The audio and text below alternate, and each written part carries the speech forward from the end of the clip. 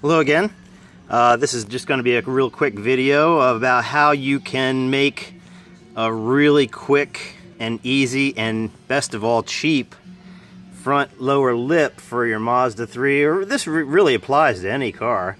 The front bumper on this was jacked up before I got the car, and there is a little bit of a lip here.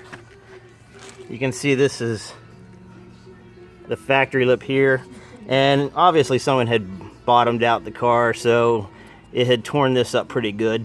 I went to find a solution for extending this front lip down a little bit.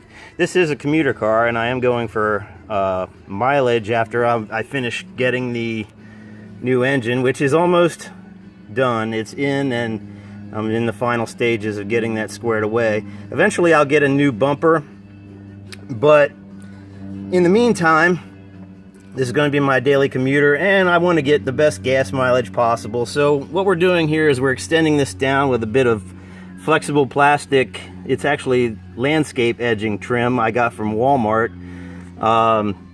And what that's going to do is, by extending that down, it's going to make a lower pressure system under the car and a higher pressure system right here on the front of the bumper, which will put more air through the radiator. It improves cooling, and also my intake is right here behind this right here. You've seen in a previous video how I have that routed, and while I was putting that hose assembly back in, I decided to go ahead and install this. Now what I got was basically this right here. It's no dig easy flex. It's available in the garden section at Walmart, and you get 30 feet of it for about 10 bucks. So yeah, that's probably the cheapest aerodynamic aid that you're gonna do. And it comes like this. It has these little tabs on there, and what you're supposed to do is put little stakes in the ground. You're not supposed to be, this is a no dig solution for putting edging around your areas of the garden. And what I did was I took advantage of that plastic tabs on the back of there, and we'll go down here and have a look. You can see real quick there, that's how I have my cold air induction into the stock air box routed. And while I had that down, I had to take this piece right here down. You can see here what I've done. I've gotten some stainless steel self-tapping screws there for actually joining two pieces of sheet metal together. They're ideal for this, and I just drilled a small pilot hole that's smaller than the screw so that the screw can actually self-tap and, you know, pull itself into the plastic. And once I had this back on there, I just held it up in place where it was supposed to be, got a drill out, drilled through there, put the self-tapper with a stainless washer underneath there, and did that basically sporadically and periodically around on those tabs underneath there, all the way to the other side. I put one extra on this side because it looks like that's where somebody had, you know, grounded out the bumper, so it was a bit more damaged over here.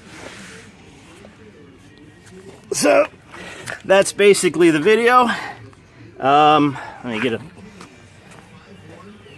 ruler real quick and see how much farther that extends down here. Real quick, it's about an inch, maybe a little bit more. The stock one came down about a half an inch, but mine was all torn up, so it's an inch and a half. So it's an inch and a half lower than it would have been.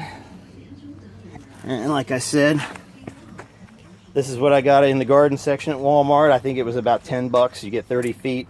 You'll need to use about 6 feet of it. You just measure it, take it around there, cut it off, and mount it up there. And it turned out pretty good, you know, for a cheap, maybe 15-minute thing to do. So there you go. The next video will probably be me starting and running this, hopefully, after I finish up getting Only thing I have left to do basically is put the header back in, and then it should be ready to start, and then I can start driving this daily again. That's pretty much it, so have a good one.